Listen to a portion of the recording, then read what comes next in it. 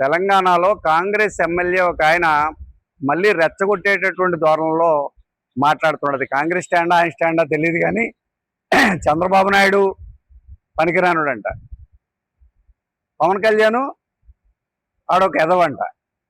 ఏంటి, ప్రొఫెసర్ నాగేశ్వరరావు అనేటటువంటి ఒక విశ్లేషకుడు ఉన్నాడు. అతనికి సంబంధించినటువంటి దాని మీద ఒక ఇష్యూ నడుస్తూ ఉంది.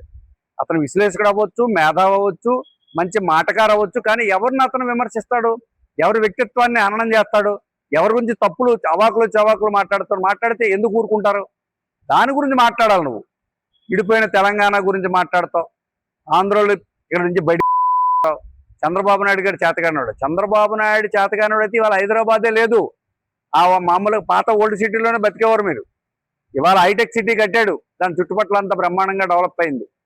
ఇవాళ గచ్చిబౌలికి మీరు వెళ్ళండి, వెళ్తే కనుక అవుటర్ రింగ్ రోడ్ కనిపిస్తుంది. ఎప్పుడైనా వెళ్ళేవలేదు, నేను ఎత్తి మాటలు చెప్తున్నా, ఇల్లు బ్యాచ్లా లేవు. నువ్వు ఎయిర్పోర్ట్కి వెళ్ళు, ఎయిర్పోర్ట్ చూడు ఒకసారి. వేలాది ఎకరాల ఎయిర్పోర్ట్ డెవలప్ చేశాడు. ఇవాళ హైదరాబాదు అంత చక్కగా డెవలప్ అయిందంటే విజనరీ కలిగినటువంటి నాయకుడు. ఇడిపోయాం. మీరు మీ తిప్పలు మీరు పడడం, మా తిప్పలు మేము పడుతున్నాం.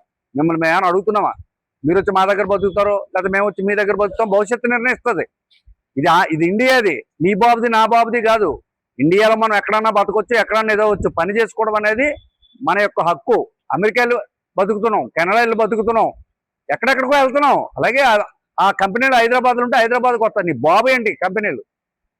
తప్పుడు మాటలు మాట్లాడుతున్నావు నువ్వు. ఆంధ్ర చంద్రబాబు నాయుడు పనికిరాని నా కొడుక, ఇవే పనికిరాని నా కొడుకు. నీ కాంగ్రెస్ పార్టీ పనికిరాని. అందుకనే ఆంధ్రాలో మీకు బొందబెట్టి తొక్కున ఆరదీసి అసలు 2% ఓట్లు కూడా పడకంటే గంట అవతల పడేశారు.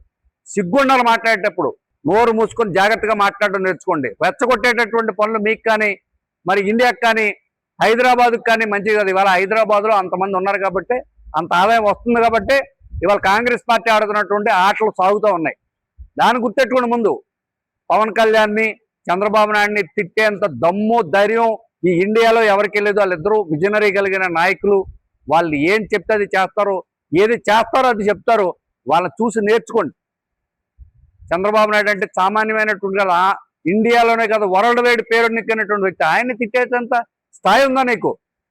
కాంగ్రెస్ పార్టీ కూడా ఇలాంటి తప్పుడు మాటలు మాట్లాడే వాళ్ళని ఖండించాలి. ఈ శామ్యులు ఎవడో వాడి మీద సరైన చర్యలు తీసుకోండి. లేకపోతే కనుక మీరే దెబ్బతింటారు. మీరే రేపు పొద్దున భవిష్యత్తులో తెలంగాణలో ఇబ్బందులు పడతారు. తెలుగుదేశం అభిమానులు అందరూ కూడా మిమ్మల్ని వేరుగా చూసేటటువంటి పరిస్థితులు వస్తాయని చెప్పి ఈ సందర్భంలో హెచ్చరిక చేస్తాం.